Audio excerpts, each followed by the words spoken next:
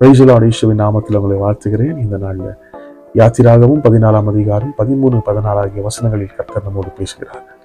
அப்பொழுது மோசே ஜனங்களை நோக்கி, பயப்படாதிருங்கள், நீங்கள் நின்று கொண்டு இன்றைக்கு கர்த்தர் உங்களுக்கு செய்யும் ரட்சிப்பை பார்ப்பீர்கள். இன்று கண்ட எகிப்தியனை இனி என்றைக்கும் காண மாட்டீர்கள். கர்த்தர் உங்களுக்காக யுத்தம் பண்ணுவார், நீங்களோ சும்மா இருப்பீர்கள். அல்லேலூயா. இந்த நாளில் பாருங்க, கர்த்தர் திட்டமாய் நம்மோடு கூட பேசிக் கொண்டிருக்கிறார்.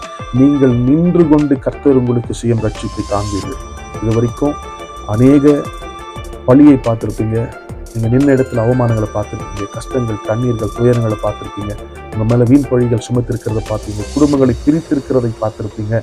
ஆனால் கர்த்தர் அதையெல்லாம் தாண்டின ஒரு ஆசீர்வாதம்.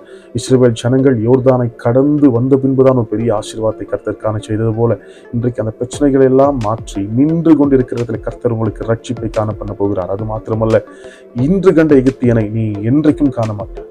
உங்கள் வாழ்க்கையில வந்த எகிப்தின் காரியங்கள், எகிப்து போன்ற பொல்லாத காரியங்கள், சத்ருவோடைய காரியங்களை இனி நீங்கள் பார்க்க மாட்டீர்கள். கர்த்தர் உங்களுக்காக யுத்தம் பண்ணுவார், நீங்களோ சும்மா இருப்பீர்கள்.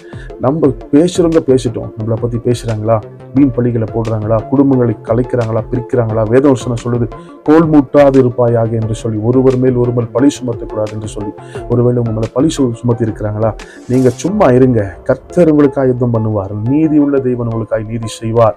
பாருங்க, அதுக்குன்னு சொல்லிட்டு நம்ம எல்லா வார்த்தைகளையும் பேசிட்டு ஒரு குடும்பத்தை பற்றி பேசி அந்த குடும்பத்தை கெடுத்து விட்டு பிரிச்சுட்டு அந்த குடும்பத்துக்கு அநியாயம் செஞ்சுட்டு கர்த்தர் எனக்காக யுத்தம் பண்ணுவார்னா நிச்சயமா இது நடக்காது. நீ கர்த்தருக்கு நீதி உள்ள வாழ்க்கையை வாழ்ந்து கர்த்தருக்குள்ள இருந்து கர்த்தருடைய பார்வைக்கு நீ அருமையானவனா இருக்கும்போது கர்த்தர் உனக்காக யுத்தம் பண்ணுவார். அப்போ நீங்க சும்மா நில்லுங்க, நீங்க ஜபத்துல உறுதியா நில்லுங்க. எதையும் நீங்க கையில் எடுக்காதீங்க, என்னால முடியும்னு சொல்லி நிற்காதீங்க. நீங்க ஜபத்துல உறுதியா நிற்கும் போது கர்த்தர் உங்களுக்கு யுத்தம் பண்ணுவார். இந்த கண்ட எகிப்தியரை நீங்கள் காண மாட்டீர்கள். ரட்சிப்போ நின்றிருக்கிற தலைமை வந்து சேரும். கர்த்தர் உங்களை ஆசீர்வதிப்பார். God bless you.